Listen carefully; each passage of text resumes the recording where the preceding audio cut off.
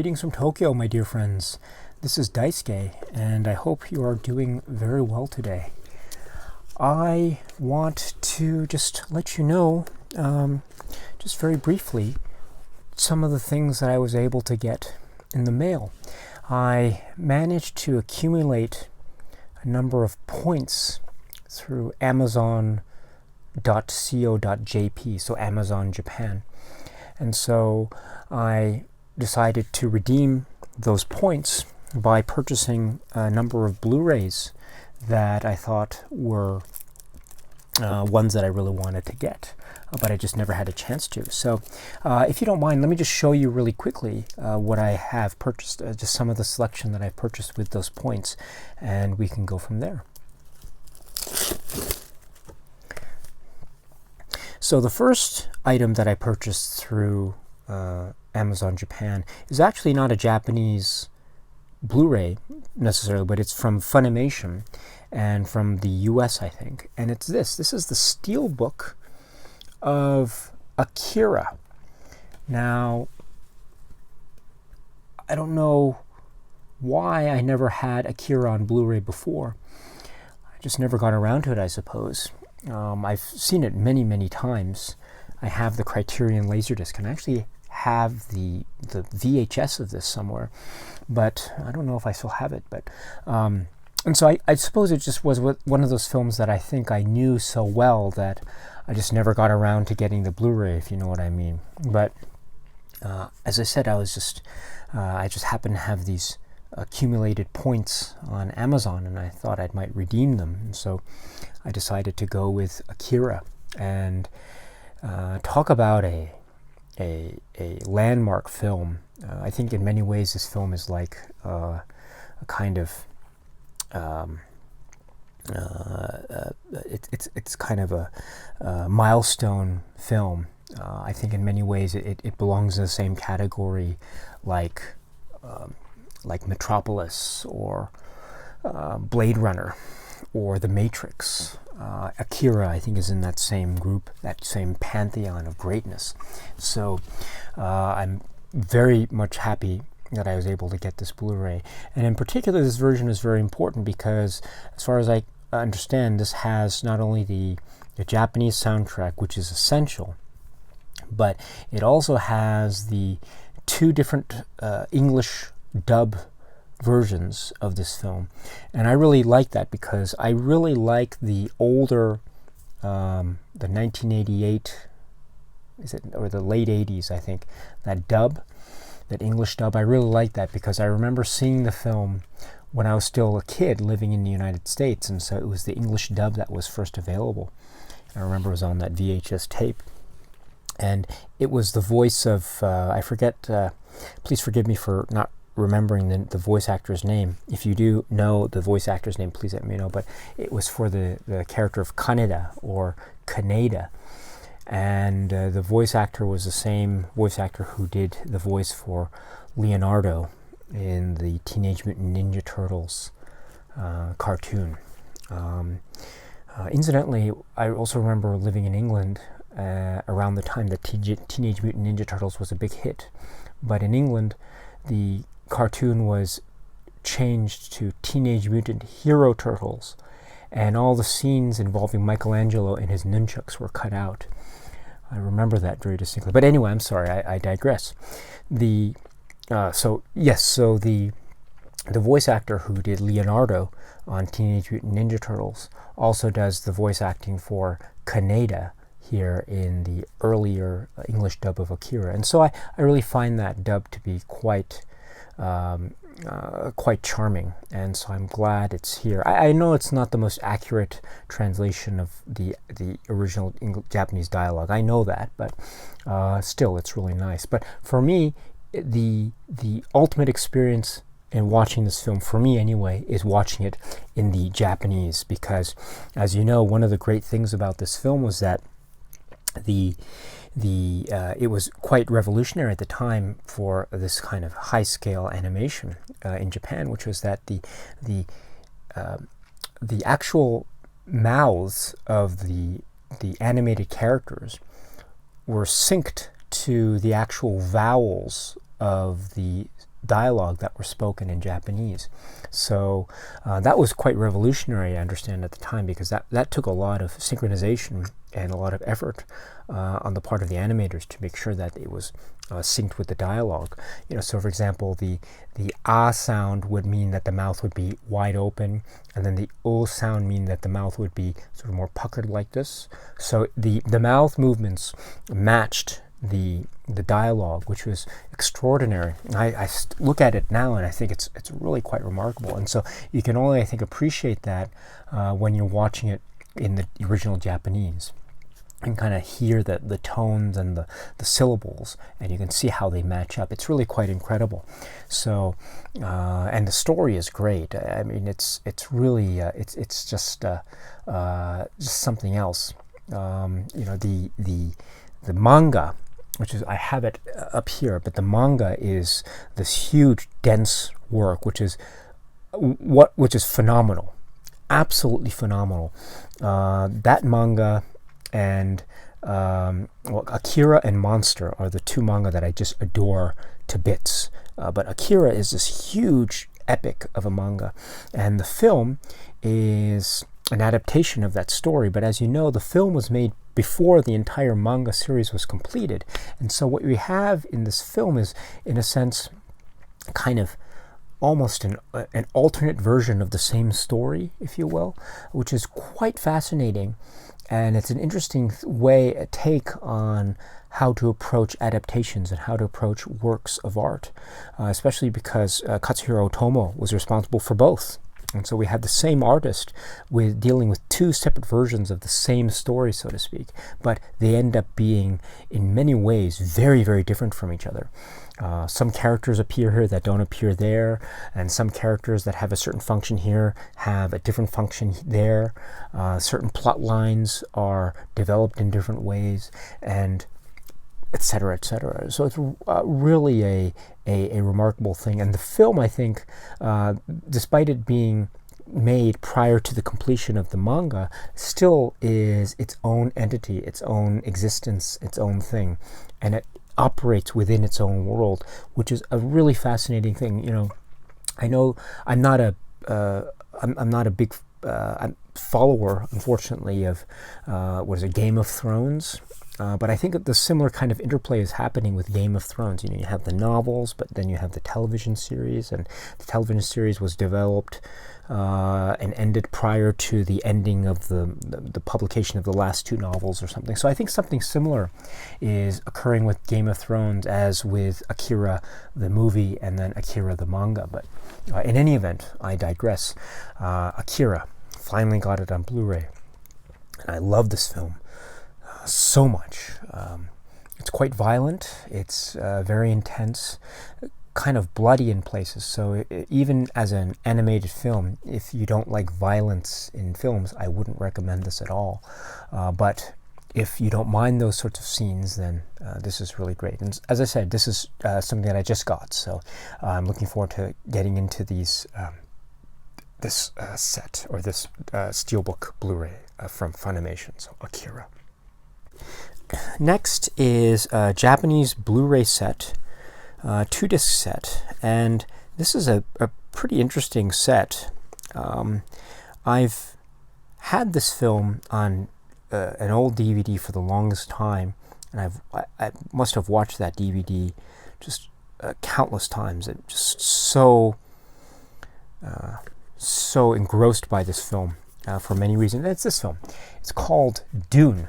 And this is the David Lynch adaptation of Dune, and it's a very interesting Blu-ray set because it has 2 discs, and the first disc is right here, which is the kind of the theatrical cut, if you will, which is the 137-minute version of Dune here, and then we have the second disc, which is the 189 version of the film Dune right here. So if you know your history with respect to Dune and David Lynch's Dune, you know that there are these different versions that exist, and so they have slightly there's a slightly different tone that's being achieved through the various versions. So, in any event, I just got this set in the mail about 1 hour ago, and so I haven't been able to examine it at all, except to look at the insides of the box, etc. But it comes with this booklet. This is in Japanese, and so there is no English there, but it is a very nice booklet with some information here on the back about the Japanese release of these versions of the film as they occurred. And also what's interesting is that the set also comes with these drawings, these sort of manga drawings, depictions of certain aspects of the film. So as you can see, here's one drawing, which is very interesting. And these are kind of like postcards, I suppose, but not really postcards. They're just a piece of paper, actually. Here's another drawing. And here's another. So these are manga artist depictions of certain aspects of the film. So we have Dune, the Japanese Blu-ray box set that was just released. So this is very exciting. You know, I'm very happy about this because as you know, or as you may know, I'm a very big fan of David Lynch. I love his work, and I love his adaptation of Dune. I understand very, very well that it's a work that has many flaws, and it is not without its own share of imperfection, quite significantly so, I would say, in certain respects. Be that as it may, it is still a work of great fun and entertainment, and it has a lasting power that is at once very quirky and it almost defies belief in many respects. So if you haven't seen Dune, I strongly urge you to give it a try. I know Dune is in the air because of certain new developments with possible future adaptations from now. You know, now it's May 2019, so that might happen later. And so, but we still have David Lynch's Dune, and David Lynch is, I think, a very important filmmaker, very, very important. And Dune, for better or for worse, I think Dune is a crucial film in his filmography for many, many reasons, not least of which being the end product. And what an end product it is. If you haven't seen it, I urge you to give it a try. Next is another Blu-ray set from Japan, which I got from redeeming some points. And I haven't opened it out of its plastic wrapping yet, so please forgive me. I just got it in the mail, so I just want to savor it as much as possible. But this is a set called This is Alejandro Jodorowsky. And in the set we have 3 discs. So the first disc is called La Danza de la Realidad, which is the Dance of Reality. And the next disc is Jodorowsky's Dune. And then the third disc is called Jodorowsky's Talk in Japan, April 2014. So this is the set that includes Jodorowsky's Dune and Dance of Reality, which are films that I really wanted to get for the longest time, but I never had the opportunity until now. So we have this another Japanese Blu-ray box set. And just for information, there are no English subtitles provided here, so if that's an issue for you, then it's probably not recommended that you get this. What can I say about this, except that this is so crucial and so critical for me. Jodorowsky's work is it's so necessary, so needed. His voice is refreshing and filled with punch and loving care and biting satire and criticism of the world where it needs criticizing. And it's filled with great intelligence and such respect for human creativity at its wild, frenzied wit's end. So yes, I'm so glad to have this. It'll go well with my old trusty DVD set here, the films of Alejandro Jodorowsky, right here. So this is something that, this is my old DVD set from when I used to live in New York, and I never replaced it with the Blu-rays because I always found this to be so trustworthy. So, but anyway, yes, that's the Japanese Blu-ray set. And I have one more, which is one that I received fairly recently, maybe some days back, but it's this Blu-ray or DVD Blu-ray set, and it's the Disney film Lilo and Stitch from 2002. Now, I want to give a quick shout out to a very, very dear friend of mine, and she is a great admirer and lover of cinema, and also a wonderful friend and a great supporter of this channel from very, very early on. I had the great, distinct pleasure, great opportunity to have met her, my dear friend, very recently, and we had coffee.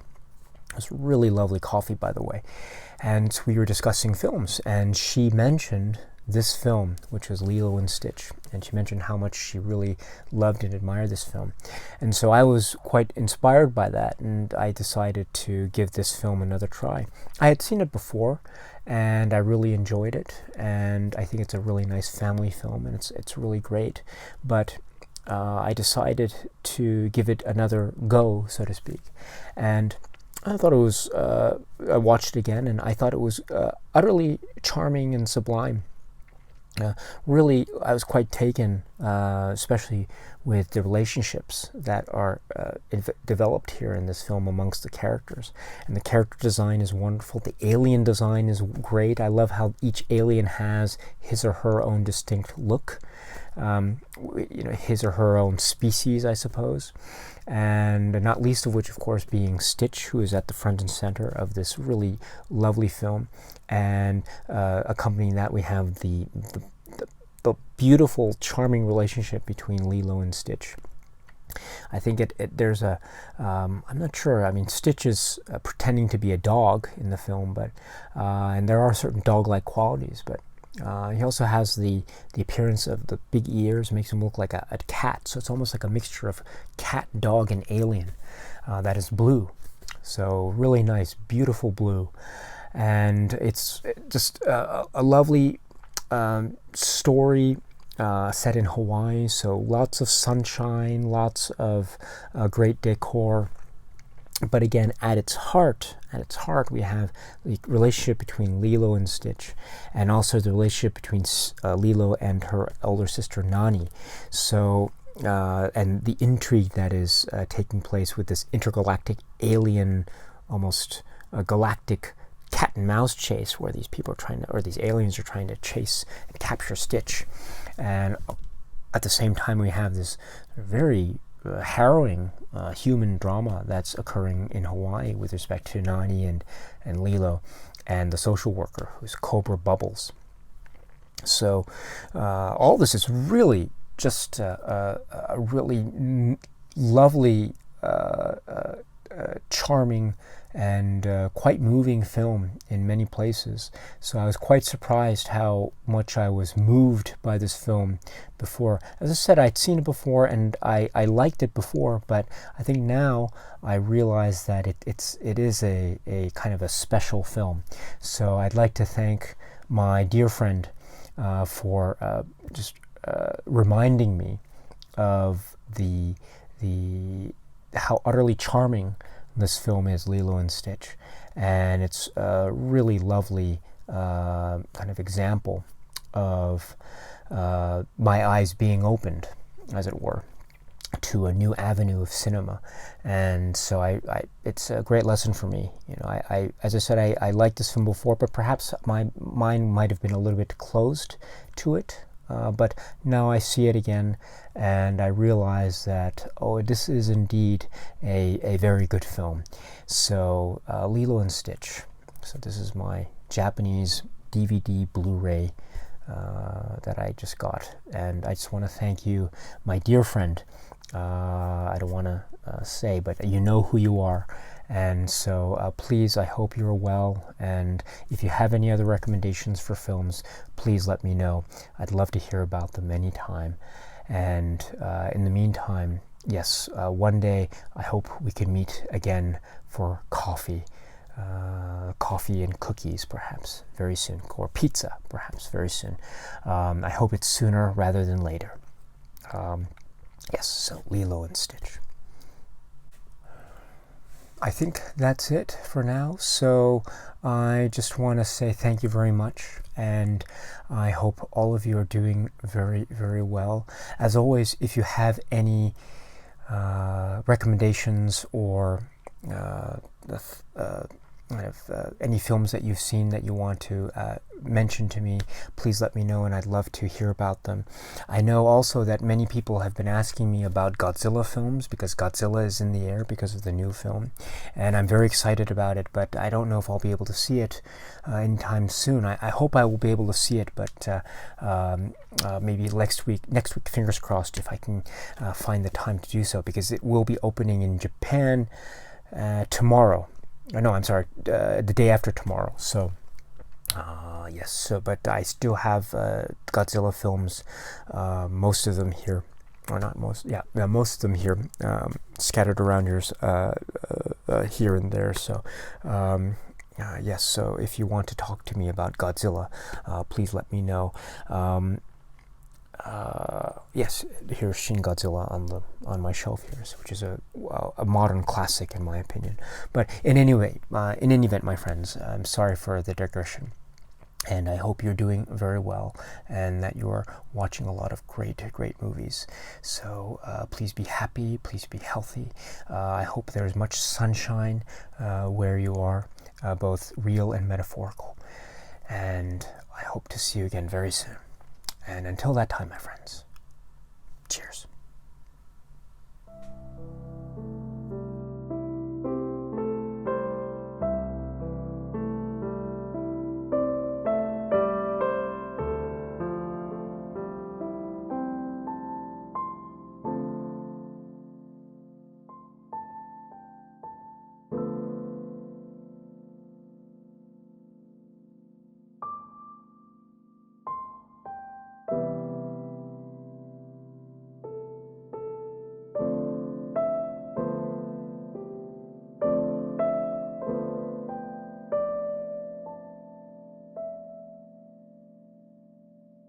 If you haven't seen it, I urge you to give it a try. Start fresh, start at the beginning, right? Because after all, a beginning is a very delicate time.